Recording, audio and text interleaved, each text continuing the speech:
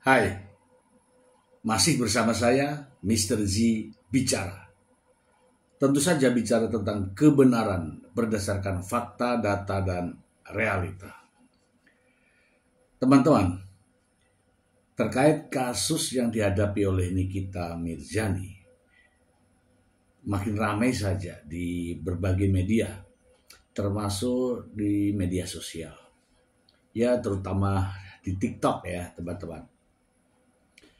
Mengapa begitu ramai? Ya, pertama karena Nikita Mirzani adalah public figure yang begitu banyak digemari oleh penggemarnya di Indonesia ini. Dan kasus ini adalah kasus yang menurut pendapat saya dakwaannya begitu berat. Kenapa? Karena ancamannya sampai 20 tahun penjara. Bagaimana dengan perjalanan kasus ini, teman-teman? Sidang perdana, yaitu terkait dengan dakwaan jaksa, kemudian dibalas ya dengan eksepsi terdakwa. Lalu terakhir adalah adanya penolakan terhadap semua eksepsi terdakwa. Lantas, bagaimana kisah selanjutnya? Saya akan bahas ini, namun saya ingin membacakan sebuah informasi terlebih dahulu. Baru kita membahasnya. Langsung ke sumbernya. Dari Kompas.com. Kasus pemerasan Nikita Mirzani, jaksa minta hakim tolak eksepsi dan kekecewaan terhadap Reza Gladys. Jakarta, Kompas.com. Artis Nikita Mirzani kembali menjalani sidang pemerasan terhadap Reza Gladys di Pengadilan Negeri Jakarta Selatan. Sidang beragendakan pembacaan putusan sela setelah sebelumnya Nikita Mirzani mengajukan eksepsi atau nota kesepahaman atas dakwaan jaksa penuntut umum. Ini bukan putusan sela ya teman-teman ya, yaitu tanggapan jaksa gitu ya. Jika eksepsi diterima, maka dakwaan jaksa bisa dibatalkan. Sebaliknya jika ditolak, maka persidangan akan dilanjutkan ke tahap pembuktian. Berikut ini adalah rangkuman pemberitaan sidang kasus pemerasan Nikita Mirzani terhadap Dr. Reza Gladys 1. Jaksa minta hakim tolak eksepsi Nikita Mirzani. Jaksa penuntut umum JPU menyampaikan tanggapan atas nota keberatan atau eksepsi yang diajukan oleh Nikita Mirzani. Menurut jaksa, semua poin keberatan Nikita Mirzani dianggap tidak berdasar dan telah menyentuh pokok perkara. Keberatan yang diajukan telah masuk pada pokok perkara dan substansi pembuktian yang semestinya dibuktikan dalam pemeriksaan pokok perkara, bukan pada tahap eksepsi, ujar JPU. Nah ini ya, ini jelas jawaban menohok nih ya kepada penasihat hukum Nikita Mirzani. Saya bacakan lagi nih.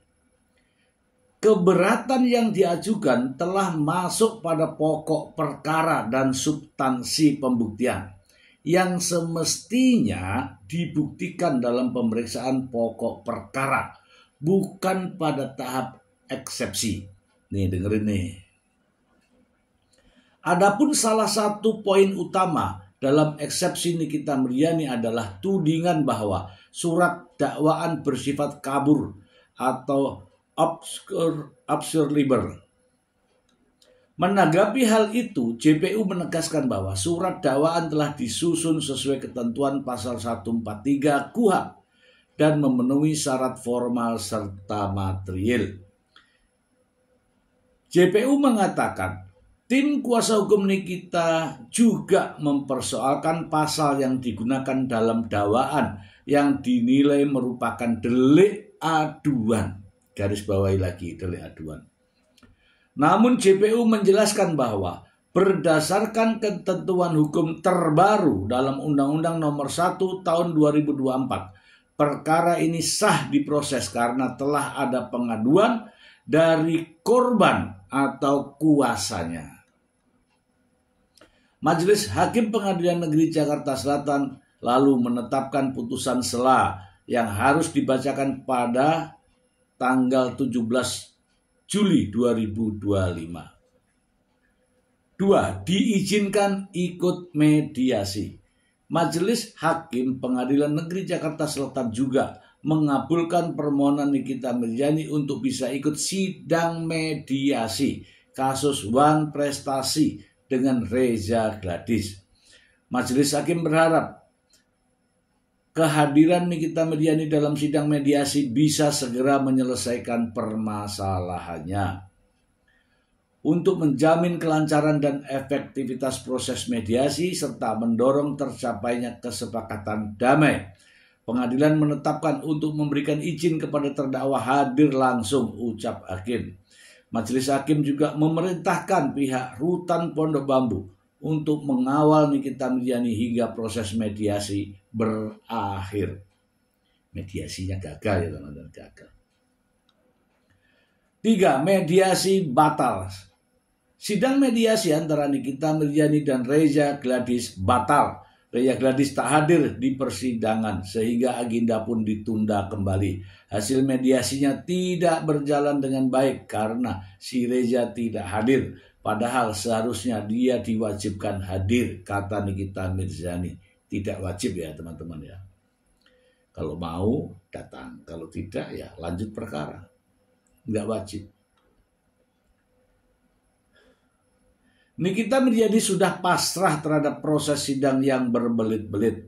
Ibu 3 anak itu hanya berharap agar semuanya bisa dibongkar dalam persidangan, ungkapnya.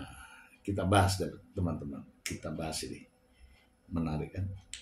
Nah ternyata belakangan muncul informasi, walaupun sedikit ya, ini beredar juga di berbagai media sosial. Ternyata Dr. Richard Lee juga mengalami hal yang sama teman-teman. Informasinya, Dr. Richard Lee juga mentransfer sebesar 2 miliar rupiah untuk uang tutup mulut. Dan ini nampaknya akan terungkap semua.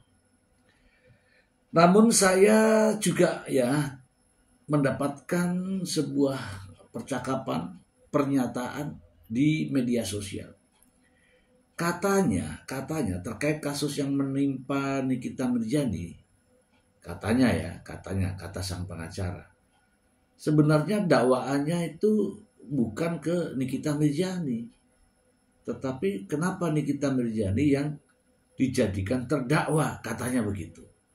Supaya tidak menjadi fitnah, mari kita simak bersama. Baik teman-teman, jadi terkait dengan kasus yang dihadapi oleh Nikita Mirzani setelah sidang pertama kali, yaitu pembacaan dakwaan jaksa penuntut umum terkait terdakwa Nikita Mirzani yang melakukan pemerasan dan juga pencucian uang. Kemudian dibalas dengan eksepsi. Setelah keberatan dari Nikita Mirzani diungkapkan ya pada tanggal 1 Juli ya 2025, tanggal 8 kemarin, jaksa penuntut umum memberikan tanggapan dan ini sangat menohok ya. Bagaimana tidak? Apa yang dinarasikan oleh kuasa hukum Nikita Mirzani dianggap telah menyentuh materi pokok perkara. Sementara yang dimaksud dengan eksepsi adalah bagaimana dakwaan, apakah sesuai atau tidak. Yang mana Nikita Mirzani didakwa telah menerima uang sebesar 4 miliar rupiah dari hasil pelanggaran Undang-Undang ITE terkait dengan kasus pemerasan dan juga terkait dengan perpindahan uang. Yang dimaksud di sini adalah tindak pidana pencucian uang. Namun lagi-lagi persepsi yang diambil oleh pihak Nikita Mirzani bahwa itu bukan kasus pemerasan karena adanya kesepakatan. Banyak bahasa yang dikeluarkan ya. Saya sampaikan ya teman-teman ya, saya semula harap maklum karena artis Nikita Mirzani mendapatkan endorse 4 miliar. Namun belakangan saya mendengar bahwa uang itu uang cuma-cuma dari Nikita Mirzani. Sementara sang pengacara menyampaikan ada perjanjian lisan sehingga melakukan gugatan perdata di Pengadilan Negeri Jakarta Selatan. Belakangan dalam eksepsi tersebut Nikita Mirzani menyebutkan bahwa itu adalah kesepakatan bisnis, pembayaran kesepakatan bisnis. Jadi saya nampak bingung. Teman-teman, saya juga memiliki rekaman perkembangan terkait dengan apakah Nikita Mirzani baru pertama kali ini menerima uang yang dengan modus yang sama. Ternyata tidak, teman-teman. Ternyata tidak. Ada sebelumnya juga terjadi oleh yang dilakukan oleh Nikita Mirzani. Mari kita simak ya, sedikit tapi bikin penasaran ya. Berikut ini. Jadi Teh Nikita bercerita kepada Doktif, beliau menerima uang sebesar 2 miliar dari DRL sebagai uang tutup mulut. Tutup mulut apa? Ini berdasarkan versi cerita dari NM, bahwa DRL ingin NM tidak lagi berkoar-koar soal saham yang diminta oleh DRL sebesar 20% kepada owner branded inisial M. Nah, ini yang Doktif sesalkan. Jika kamu keluar-keluar soal pemerasan, bagaimana dengan diri kamu sendiri yang diduga meminta saham 20% kepada brand owner dengan inisial brand owner D inisial M, ya, di saat owner brand tersebut sedang jatuh, ya. Apakah itu juga tidak disebut dengan pemerasan? Saham 20% dan NM diminta untuk tutup mulut. Akhirnya ditransferlah senilai 2 miliar rupiah. Jadi yang bisa kita lihat sekarang DRL mulai berkoar-koar lagi. Kenapa? Karena NM sudah masuk. Nah, ternyata belakangan muncul informasi, walaupun sedikit ya, ini beredar juga di berbagai media sosial. Ternyata Dr. Richard Lee juga mengalami hal yang sama, teman-teman. Informasinya, Dr. Richard Lee juga mentransfer sebesar 2 miliar rupiah untuk uang tutup mulut. Dan ini nampaknya akan terungkap semua. Namun saya juga ya mendapatkan sebuah pernyataan di media sosial. Katanya terkait kasus yang menimpa Nikita Mirzani, kata sang pengacara, sebenarnya dakwaannya itu bukan ke Nikita Mirzani, tetapi kenapa Nikita Mirzani yang dijadikan terdakwa, katanya begitu. Supaya tidak menjadi fitnah, mari kita simak bersama. Dakwaan tersebut itu bercerita tentang orang lain, bercerita tentang dokter siapa ya, Samira atau siapa, dokter Oki, perbuatan orang lain semua yang ada di dalam dakwaan. Tapi akhirnya yang menjadi terdakwa adalah Nikita Mirzani.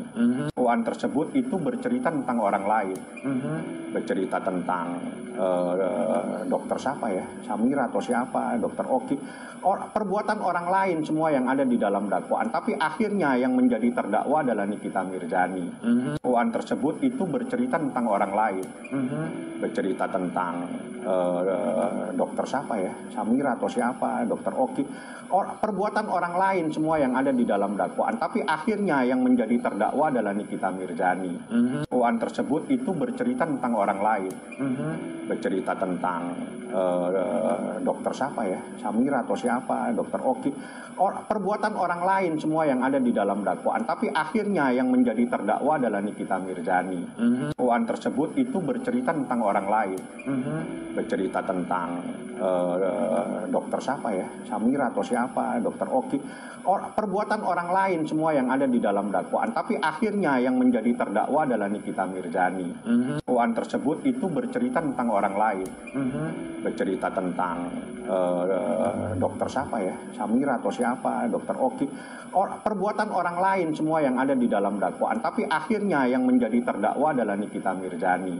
Dakwaan tersebut itu bercerita tentang orang lain, bercerita tentang dokter siapa ya, Samira atau siapa, dokter Oki, perbuatan orang lain semua yang ada di dalam dakwaan. Tapi akhirnya yang menjadi terdakwa adalah Nikita Mirzani.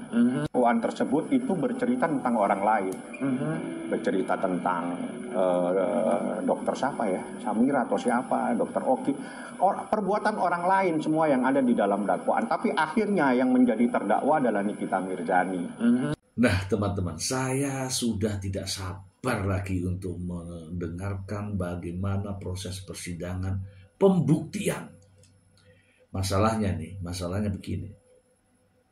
Penyidik telah menyita handphone mereka. Dan dari handphone mereka sudah dikeluarkan ekstraksinya. Yang mana di situ tertulis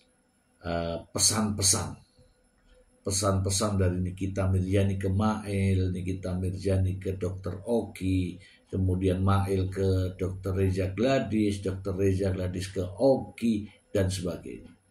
Pasti nanti akan seru teman-teman. Jelas siapa yang memiliki ide untuk pemerasan. Singkatnya saya dengar Nikita Mirzani ya mereview produk. Kemudian Dr. Reza Gladys menghubungi Dr. Oki.